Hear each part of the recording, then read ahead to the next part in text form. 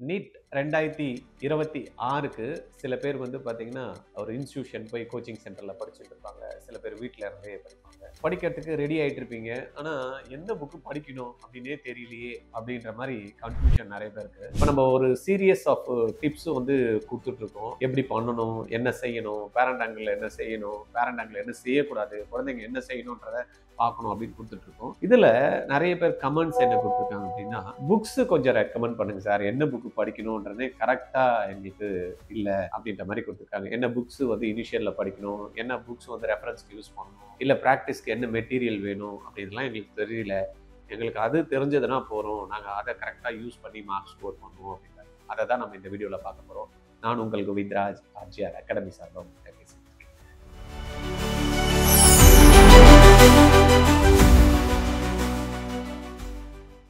இப்ப நம்மளுக்கு தெரியும் நீட்டோட சிலபஸ் என்ன அப்படின்ட்டு. நீட்டு, என்டிஏ என்ன அழகா சிலபஸ்ல கொடுத்துருக்காங்கன்னா, +1 அண்ட் +2 ஓட டாபிக்ஸ். கரெக்ட்டா? இது எந்த போர்டு அப்படின்னு எடுத்துட்டோம் அப்படின்னா, NCERT. கரெக்ட்டா?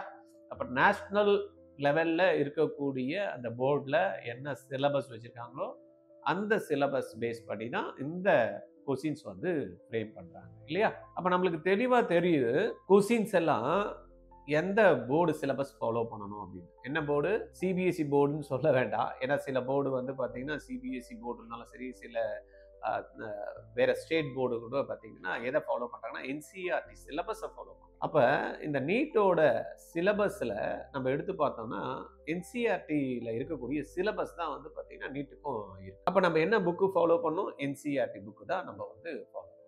+1 அண்ட் +2. கொஸ்டின்ஸ் பேட்டர்னை எடுத்து நம்ம கிட்டத்தட்ட ஒரு 2015ல இருந்து ஸ்டார்ட் ஆகுன நீட்டை நம்ம எடுத்து பார்த்தோம் அப்படின்னா, கொஸ்டின்ஸ் எங்க இருந்து வருது அப்படின்னு பார்த்தீங்கன்னா, அந்த ஒரு லாஸ்ட் ஒரு 2019 NTA வந்து எக்ஸாம்ஸை கண்டக்ட் பண்ண ஆரம்பிச்சதுல இருந்து கொஸ்டின் வந்து NCERT விட்டு வெளியில போல. கொஸ்டின் எப்படி இருக்கு? கொஸ்டின்ஸ் வந்து டஃப் லெவல் ஜாஸ்தியா இருக்கு, ஈஸியா இருக்கு, சிலது வந்து மாடரேட்டா இருக்கு, இல்ல டஃப்பா இருக்கு அப்படின்னா கூட கொஸ்டின்ஸ் எங்க இருந்து வந்திருக்கு அப்படின்னா, NCERTல புக்ல இருந்து தான் கேட்டிருக்காங்க. அது பயாலஜி இருந்தாலும் சரி, வேற என்ன கெமிஸ்ட்ரி இருந்தாலும் சரி, பிசிக்ஸ் இருந்தாலும் நம்மளுக்கு அந்த புத்தகத்துல இருக்கக்கூடிய கண்டென்ட்டை தான் வந்து கேட்குறாங்க. அப்ப நீங்க யோசனை பண்ணி பாருங்க, லாஸ்ட் இயர் ரொம்ப டஃப் அப்படின்னாங்க பசங்க. அப்ப சிபிஎஸ்இ பசங்க வந்து நல்லா பண்ணிட்டாங்க அப்படின்னா, அவங்க NCERT சிலபஸை ஃபாலோ பண்ணி படிக்கக்கூடிய மாணவர்களா இருக்கறனால அவங்க நல்லா பண்ணிட்டாங்க அப்படின்ற மாதிரி இருக்கு. ஆனா ஸ்டேட் போர்டுல படிக்கிற குழந்தைங்களும் இதை வந்து பண்ண முடியும். நம்ம அப்ப என்ன பண்ணணும்? கம்பேர் பண்ணி பார்த்தோம் அப்படின்னா, பெஸ்ட் புக்கு நீட்டுக்கு ஃபர்ஸ்ட் படிக்க வேண்டியது அப்படின்னா, நம்ம ஃபாலோ பண்ண வேண்டியதுன்னா NCERT. இந்த NCERT தான் நம்மளுக்கு வந்து சொல்றாங்க இல்லையா, இந்துக்களுக்கு எப்படி வந்து ஒரு பகவத்கீதை முக்கியமோ, முஸ்லிம்களுக்கு வந்து குரான் எப்படி முக்கியமோ, கிறிஸ்துவர்களுக்கு பைபிள் எப்படி முக்கியமோ, அந்த மாதிரி நம்ம புனித நூல்கள் அப்படின்னு சொல்லக்கூடிய புக்ஸ் இருக்கு இல்லையா, அந்த மாதிரி நம்மளுக்கு புனிதமான ஒரு நீட்டுக்கான ஒரு மெட்டீரியல் அப்படின்னா நம்ம படிக்க வேண்டியது என்னன்னா, ஃபர்ஸ்ட் நம்ம தெரிஞ்சுக்க வேண்டிய விஷயங்கள் எதுல இருந்து கத்துக்கணும் அப்படின்னா NCERT. அப்ப NCERT வந்து நான் கண்டென்ட் ரொம்ப தரவா இருக்கேன் சார், NCERT நீங்க லைன் பை லைன் எங்க கேட்டாலும் என்னால நான் வந்து அழகா சொல்லுவேன், கான்செப்ட்ஸ் எல்லாம் நல்லா தெளிவா இருக்கேன் அப்படின்னா, அடுத்தது நம்ம ஃபாலோ பண்ண வேண்டியது ரொம்ப முக்கியமான ஒரு மெட்டீரியல். ரொம்ப முக்கியமான விஷயங்கள் நீங்க தெரிஞ்சுக்கணும். இப்ப நான் சொல்ல போறத நல்லா புரிஞ்சுக்கிடுங்க. நீங்க எந்த புக் வேணாலும் ஃபாலோ பண்ணலாம். NCERT அடிப்படை பேஸ். இத நீங்க தரவா இருக்கீங்க அப்படின்னா, அடுத்து நீங்க ஃபாலோ பண்ணக்கூடிய புக்ல என்னெல்லாம் இருக்கணும் அப்படின்றத நான் சொல்றேன். இதெல்லாம் உங்களுக்கு இருக்கான்னு பாருங்க. அந்த மாதிரி உங்களால தேடி கண்டுபிடிக்க முடியலன்னா, இந்த புக் எங்க கிடைக்கும் சார் அப்படின்னா, அதையும் நான் உங்களுக்கு எண்ட் ஆஃப் த வீடியோ நான் ரெக்கமெண்ட் பண்றேன். ரைட்டா? நீங்க அந்த மெட்டீரியலை வாங்கி கண்டிப்பா யூஸ் பண்ணீங்க அப்படின்னா, NCERT பிளஸ் நான் சொல்லக்கூடிய இந்த மெத்தடை ஃபாலோ பண்ணக்கூடிய புத்தகத்தை நீங்க வாங்கி ஃபாலோ பண்ணீங்கன்னா, குறைஞ்சது பார்த்தீங்கன்னா 170 மார்க்ஸ் பெர் சப்ஜெக்ட்ல எடுக்கலாம். 170 பிசிக்ஸ், 170 கெமிஸ்ட்ரி, பாட்னி 170, தென் வந்து பாத்தீங்கன்னா இது ஜுவாலஜி 170. அப்ப 680 mark minimum you can score.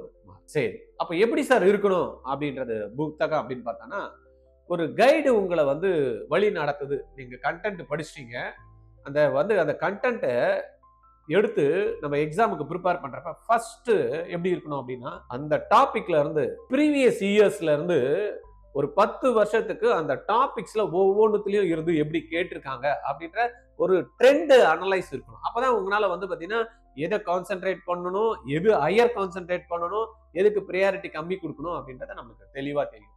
ரைட்டா? அப்ப நம்ம ஃபர்ஸ்ட் என்ன பண்ணணும், இந்த ட்ரெண்ட் அனலைஸ் பார்க்கணும். ஒரு ஒரு ஒரு டாபிக் இருந்ததுன்னா அதுல சப் டாபிக்ஸ் நிறைய இருக்கும், 4 இருக்கும், 5 இருக்கும். அப்போ ஒவ்வொருத்துல இருந்தும் எவ்வளவு பர்சன்டேஜ் வந்து நம்மளுக்கு வந்து கேட்கறாங்கன்றது ரொம்ப முக்கியம். அதை பேஸ் பண்ணி நம்ம என்ன பண்ணோம், அந்த டாபிக்ல நம்ம கான்சென்ட்ரேட் பண்ண ஆரம்பிக்கலாம். அப்ப நீங்க செக் பண்ண வேண்டியது அந்த ட்ரெண்ட் அனலைஸ் இருக்கா, 10 வருஷத்தோட பேப்பர்ல எந்த டாபிக்ல இருந்து எவ்வளவு வெயிட்டேஜ் கேட்டிருக்காங்க அப்படின்றத அனலைஸ் பண்ணியிருக்கா அந்த புக்ல அப்படின்றத நீங்க ஃபர்ஸ்ட் பார்க்கணும். ஓகே, இது ஃபர்ஸ்ட் கொடுத்துறாங்க. அதுக்கப்புறமா நம்ம டாபிக் உள்ள போறோம். டாபிக் உள்ள போனதுமே ஒரு பிசிக்ஸோ இல்ல கெமிஸ்ட்ரியோ இருந்ததுன்னா அந்த டாபிக்கு தேவையான ஃபார்முலாஸ் எல்லாம் என்ன, ஈக்குவேஷன்ஸ்னா என்ன, இப்ப பயாலஜினா ஃபேக்ட்ஸ் அண்ட் ஃபிகர்ஸ் அதெல்லாம் என்ன அப்படின்றத ஃபர்ஸ்ட் உங்களுக்கு ஹைலைட் பண்ணியிருக்காங்களா அப்படின்றத பார்க்கணும். உள்ள நுழையறதுக்கு முன்னாடியே ஒரு டாபிக் உள்ள நுழையறதுக்கு முன்னாடி என்ன பார்க்கணும், இது எல்லாத்தையும் ஹைலைட் பண்ணியிருக்காங்களா, இதெல்லாம் முக்கியம், இதெல்லாம் தெரிஞ்சு வச்சிருக்கோமா அப்படின்றத நம்ம பார்க்கறதுக்கு எல்லாத்தையும் ஏற்படுத்தி கொடுத்துருக்காங்களான்னு பார்க்கணும். அப்போ ஃபார்முலாஸ் இருந்தா ஃபார்முலாஸை ஃபிங்கர் டிப்ஸ்ல வச்சுக்கணும். ஃபேக்ட்ஸ் அண்ட் ஃபிகர்ஸ் எல்லாம் அப்படி கேட்டா சொல்றக்கூடிய விரல் நுனியில வச்சுக்கணும். ரைட்டா? எப்பயுமே வந்து பாத்தீங்கன்னா அது பக்காவா வச்சுக்கணும். அப்ப அந்த புக்ல அந்த ட்ரெண்ட் செட்டருக்கு அப்புறமா அந்த டாபிக் உள்ள நுழைய போறோம். அந்த டாபிக்ல என்ன இருக்கணும், நம்மளுடைய formulas, facts and figure, equations என்னெல்லாம் முக்கியமா இருக்கோ அதெல்லாத்தையும் நம்மளுக்கு தெளிவா கொடுத்துருக்காங்களான்னு பார்க்கணும். அதுக்கப்புறமா வந்து பாத்தீங்கன்னா அந்த டாபிக்ல நுழையிறோம். அந்த டாபிக்கை வந்து சொல்லி கொடுக்குறாங்க. அந்த டாபிக் சொல்லி கொடுத்ததுக்கு அப்புறமா அதுல இருந்து எக்ஸாம்பிள்ஸ் எப்படி வந்து அந்த டாபிக்ல இருந்து கொஸ்டின்ஸ் வந்து ஃப்ரேம் பண்ணி கேட்கக்கூடிய வாய்ப்புகள் இருக்கு அப்படின்றத வந்து அந்த இன்டெக்ஸ்ட் எக்ஸாம்பிள் சொல்றோம்ல, அந்த மாதிரி உங்களுக்கு ஃப்ரேம் பண்ணி கொடுத்துருக்கோம். இது வந்து பிசிக்ஸ்க்கும் கெமிஸ்ட்ரிக்கும். இதுவே வந்து பாத்தீங்கன்னா பயாலஜில என்னெல்லாம் இம்பார்ட்டன்ட் பாயிண்ட்ஸ் இருக்கு, இந்த ஏன்னா நம்மளுக்கு வந்து பாத்தீங்கன்னா ஒவ்வொரு லைன்லயும் பயாலஜில கேட்கறதுக்கு வாய்ப்பு இருக்கு. அப்ப நீட் பைட்ஸ் அப்படின்ற மாதிரி என்னெல்லாம் முக்கியமான விஷயங்கள் பயாலஜில ஒவ்வொரு பேராகிராஃப்லயும் இருக்கு அப்படின்றத அந்த அசஸ் பண்ணி கொடுத்துருக்கோம். அப்ப நீங்க செக் பண்ணிக்கங்க, நீங்க படிக்கக்கூடிய மெட்டீரியல் இந்த மாதிரி ஒரு டெக்ஸ்ட் என்னெல்லாம் இருக்கோ அந்த டாபிக் எக்ஸ்பிளைன் பண்ணிட்டு அதுல இருக்கக்கூடிய எக்ஸாம்பிள் சம்ம போட்டுட்டு அதை எக்ஸ்பிளைன் பண்றாங்களா, ரெண்டாவது முக்கியமான அந்த பயாலஜி தியரியா இருக்கிறப்ப அதுல இருக்கக்கூடிய முக்கியமான பாயிண்ட்ஸ் என்னன்றத ஹைலைட் பண்ணி கொடுத்துருக்காங்களா அப்படின்றத நம்ம வந்து ரொம்பவே முக்கியமா பார்க்க வேண்டியிருக்கும். அதுக்கு அடுத்தது வந்து பாத்தீங்கன்னா எக்ஸாம்பிள்ஸ், டெக்ஸ்ட் பார்த்துட்டோம், எக்ஸாம்பிள்ஸ் வந்துருச்சு. அதுக்கப்புறமா என்ன பார்த்தோம், அந்த முக்கியமான பாயிண்ட்ஸ் எல்லாம் பார்த்துட்டோம். அதுக்கப்புறமா என்ன, பிராக்டிஸ் பண்ணணும். அப்ப எப்படி அந்த டெக்ஸ்ட் இருக்கு, எக்ஸாம்பிள்ஸ் இருக்கோ அதை பேஸ் பண்ணி கொஸ்டின்ஸ் ஃப்ரேம் பண்ணி நம்மளுக்கு பிராக்டிஸ் கொடுக்கக்கூடிய கண்டென்ட் வந்து அதுல கொடுத்துருக்காங்களா அப்படின்றத பார்க்கணும். ஏன்னா நான் ஒரு சப் டாபிக் இருக்கு, அந்த சப் டாபிக் கண்டென்ட் தெரிஞ்சுக்கிட்டேன், அதுல என்னெல்லாம் முக்கியமா இருக்குதுன்னு தெரிஞ்சுக்கிட்டேன். ரைட்டா? அதனோட எக்ஸாம்பிள்ஸ் பார்த்துட்டேன். நான் என்ன பண்ணுவோம், அதை பேஸ் பண்ணி கொஸ்டின்ஸ் ஃப்ரேம் பண்ணி நான் பிராக்டிஸ் பண்றதுக்கு எனக்கு அந்த புக்ல அந்த வாய்ப்புகள் இருக்கா அப்படின்றத நம்ம வந்து கண்டிப்பா தெரிஞ்சுக்கணும். ரைட்டா? அப்ப அந்த மாதிரி ஒவ்வொரு டாபிக்கும் நம்மளுக்கு கம்ப்ளீட்டா எக்ஸசைஸ் வந்து நம்மளுக்கு ப்ராப்ளம்ஸ் கொடுத்துருக்காங்களா அப்படின்றத பார்க்கணும். அதுக்கப்புறமா கம்ப்ளீட்டா அந்த டாபிக் முடிச்சிட்டாங்க. எக்ஸ்ட்ரா என்னெல்லாம் தேவைப்படுது, கண்டென்ட் புக்ல இருக்கிறதெல்லாம் அப்படியே தெளிவா கொடுத்துறாங்க. என்னெல்லாம் சிலதெல்லாம் வந்து பாத்தீங்கன்னா அவுட்டா இருக்கும், ஆனா கண்டென்ட் பேஸ் பண்ணி அவுட்டா இருக்கும். அப்ப எதெல்லாம் தெரிஞ்சுக்கணும், எக்ஸ்ட்ரா எட்ஜ் என்னெல்லாம் நம்மளுக்கு இருக்கு அப்படின்றத கிளாரிட்டி வந்து நம்மளுக்கு கொடுக்கக்கூடிய விஷயங்கள் அந்த புக்ல இருக்கா அப்படின்றத பார்க்கணும். இப்போ இதெல்லாம் முடிஞ்சிருச்சு. அப்ப நான் என்ன பண்ண போறேன், கம்ப்ளீட்டா டாபிக் முடிஞ்சிருச்சு, பிராக்டிஸ் பண்ணிட்டேன். அப்போ நான் என்ன பண்ணணும், ஒரு வாட்டி ரிவைஸ் பண்ணணும். அப்ப ரிவைஸ் பண்றப்ப திருப்பி ஒவ்வொரு பேஜா நான் எடுத்துன்னு பார்க்க முடியாது. அப்ப அந்த இருக்கக்கூடிய எல்லா கண்டென்ட்டையுமே சேர்த்த மாதிரி ஒரு ஸ்மார்ட்டா ரிவைஸ் பண்ணக்கூடிய ஒரு மைண்ட் மேப்னு சொல்லக்கூடியதை ஃப்ரேம் பண்ணி அப்படி ஒரு பேஜ்ல நான் பார்க்கக்கூடியதா இருக்கா. ஏன்னா நான் கண்டென்ட் எல்லாம் திருப்பி பார்த்துட்டு முடியாது. படிச்சு முடிச்சதுமே ஒரு என்ன பண்ணணும், அதை ஒரு ஸ்மார்ட்டா அப்படி ரிவைஸ் பண்ணக்கூடிய ஒரு பார்த்ததுமே அப்படி சொல்லக்கூடிய ஒரு மேப் இருக்கா, மைண்ட் மேப்னு சொல்லுவாங்களே அது இருக்கா அப்படின்றத பார்க்கணும். அப்ப நான் ரிவிஷன் பண்ணிட்டேன். அதுக்கப்புறமா கொஸ்டின்ஸ் வேணும் இல்லையா. அகைன் வந்து நான் என்ன பண்ணணும், ஏற்கனவே பார்த்துட்டேன், அப்புறமா ஃபுல் டாபிக் முடிச்சிட்டேன். அந்த டாபிக் வைஸ் என்ன பண்ணணும், நான் ஃபர்ஸ்ட் வந்து பாத்தீங்கன்னா சப் டாபிக் வைஸா நான் பிராக்டிஸ் பண்ணியிருப்பேன். இப்போ நான் ரிவிஷனும் பண்ணிட்டேன். அந்த ஃபுல் டாபிக் வைஸா நான் என்ன பண்ணணும், கொஸ்டின்ஸை வந்து பிராக்டிஸ் பண்ணணும். கரெக்டா? அப்ப அந்த பிராக்டிஸ் பண்ணாதான் அந்த சாப்டர் ஃபுல்லா நான் வந்து தரவா இருக்கேனா, டாபிக்ஸ் வந்து ரொம்ப தரவா இருக்கிறேனா அப்படின்றத பார்க்க முடியும். அப்ப அந்த எக்ஸசைஸ் டாபிக் வைஸ் எக்ஸசைஸ் ப்ராப்ளம்ஸை போடக்கூடிய கண்டென்ட் நம்மளுக்கு அதுல புக்ல இருக்கா அப்படின்றத நம்ம வந்து செக் பண்ணிக்கணும். அதுக்கப்புறமா டாபிக் வைஸ் நான் வந்து என்ன பண்ணிட்டேன், கிளியரா இருக்கேன். அப்புறமா என்ன பண்றோம், இதெல்லாம் நான் பார்த்துட்டேன். ஃபர்ஸ்ட் எடுத்தோமே அந்த ஃபேக்ட்ஸ் அண்ட் ஃபிகர் தெரிஞ்சிச்சு. இல்லைன்னா வந்து ஃபார்முலா ஃபிங்கர் டிப்ஸ்ல இருக்கு. டெக்ஸ்ட் என்னன்றது தெரிஞ்சுக்கிட்டேன். சப் டாபிக்கை வந்து டிஸ்கஸ் பண்ணுறாங்க. டிஸ்கஸ் பண்ணதுமே அந்த இதில் வந்து எக்ஸாம்பிள்ஸ் கொடுக்குறாங்க. அதுக்கப்புறமா எக்ஸாம்பிள்ஸை பேஸ் பண்ணி வந்து பார்த்தீங்கன்னா ப்ராக்டிஸ் பண்ணுறேன். ரைட்டா? அதுக்கப்புறமா வந்து பார்த்தீங்கன்னா ஒரு கம்ப்ளீட்டாக முடிஞ்சதுக்கப்புறமா ஒரு ரிவிஷன் கொடுக்குறேன். ரிவிஷன் கொடுத்ததுமே என்ன பண்ணுறேன், ப்ராக்டிஸ் பண்ணி பார்க்குறேன். ஓகே, அதுக்கப்புறமா நான் வந்து கான்செப்ட்ஸ் எல்லாம் நல்லா பெட்டராக அண்டர்ஸ்டாண்ட் பண்ணியிருக்கேன்னா அப்படின்னா கான்செப்ட்ஸை வந்து பெட்டர் அண்டர்ஸ்டாண்டிங்கு கொஸ்டின்ஸ் வந்து எடுத்து பார்க்கணும். இதெல்லாம் அண்டர்ஸ்டாண்டிங் இருக்கா, எனக்கு செக் யுவர் அண்டர்ஸ்டாண்டிங் சொல்லுவாங்க. அதுக்கேற்ற மாதிரியான கொஸ்டின்ஸை ஃப்ரேம் பண்ணி நம்ம புத்தகத்தில் கொடுத்துருக்காங்க. அப்போ எனக்கு என்ன ஆகுது, கம்ப்ளீட்டாக எங்கெல்லாம் நான் மிஸ் ஆயிருக்கணும் அதெல்லாம் பக்கா பண்ணிக்கிறேன். அதுக்கப்புறமா என்ன பண்ணுறேன், நீட் ஆங்கிளில் கொஸ்டின்ஸை வந்து பார்க்குறேன். எப்படி பார்க்கணும், மிக்ஸ்டு கேட்டகரி. இப்போ நம்மளுக்கு நீட்டை பொறுத்த வரைக்கும் எப்படிலாம் கொஸ்டின்ஸ் இருக்கு, ஸ்டேட்மெண்ட் பேஸ்டு கொஸ்டின்ஸ் இருக்கு, டைரக்ட் கொஸ்டின்ஸ் இருக்கு, இன்டெகிரேட் டைப்ஸ் இருக்கு, அசஸ் அண்ட் ரீசனிங் இருக்கு. இந்த மாதிரி ஒவ்வொரு டைப்லயும் தனித்தனியா பிரிச்சு நம்மளுக்கு வந்து கொஸ்டின்ஸை வந்து டிஸ்கஸ் பண்ணியிருக்கணும். இன் கேஸ் ஆஃப் பயாலஜி வந்து பாத்தீங்கன்னா பிக்சர் வச்சிருப்பாங்க இல்லையா, பிக்சர் பேஸ்டு கொஸ்டின்ஸ் கொடுத்துருக்காங்களா அந்த புக்ல, ரைட்டா? கரெக்ட் தானே?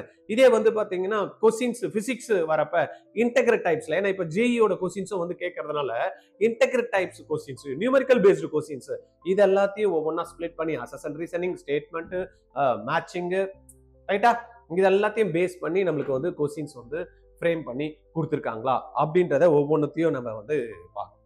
அப்ப இது எல்லாத்தையும் நான் ப்ராக்டிஸ் பண்ணிட்டு வந்தேன் அப்படின்னா எக்ஸாம் தென் ப்ரீவியஸ் இயர் பேப்பர்ஸ், கரெக்டா?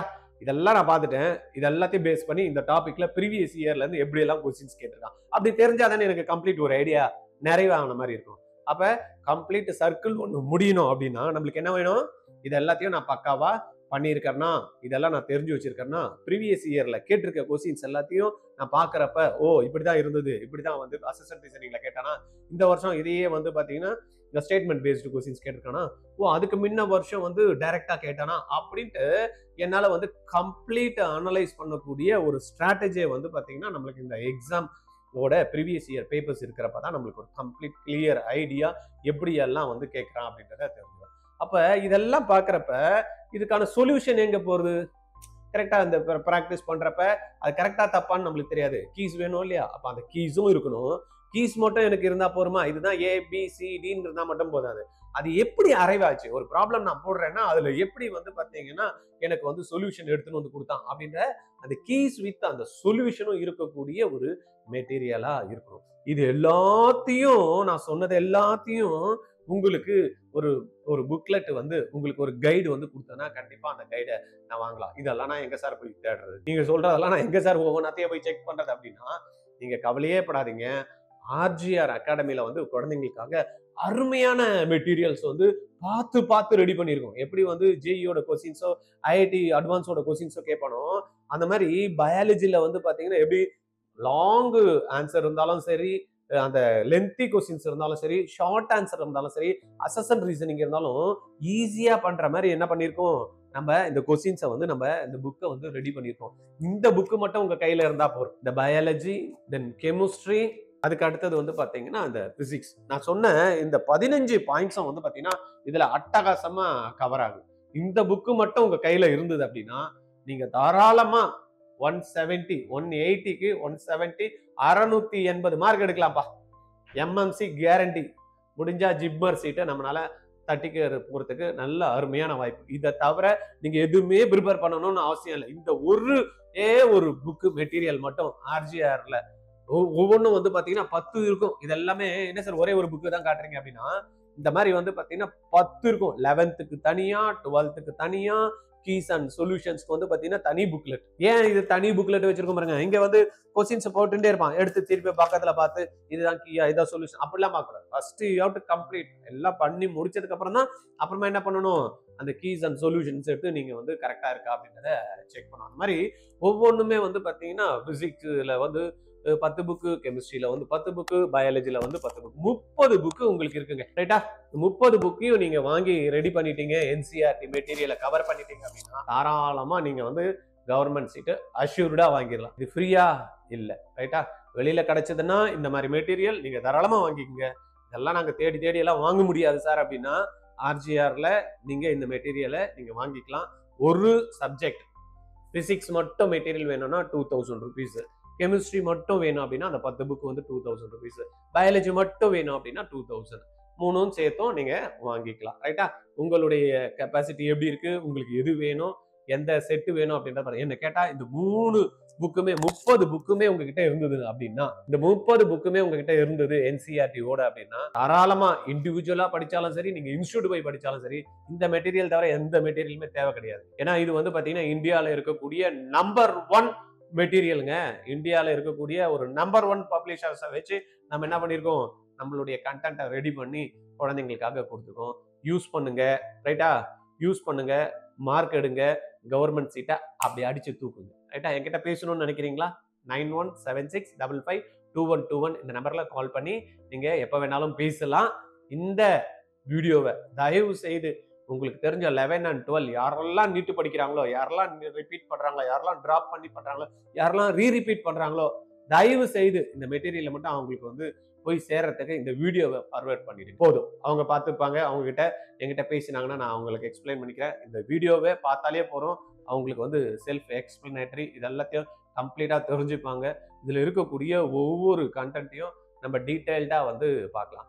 இப்ப புக்கு படிச்சுட்டேன், புக்கு எல்லாம் படிச்சுட்டேன் சார், தரவா இருக்கேன் சார், நீங்க சொன்ன மாதிரி எல்லாம் எந்த கொஸ்டின்ஸ் எல்லாம் சார் ப்ரிப்பேர் பண்றது, எப்படி சார் டெஸ்ட் எழுதி பார்க்கறது அப்படின்னு இருக்கும்ல, அது அடுத்த வீடியோல பார்க்கலாம்.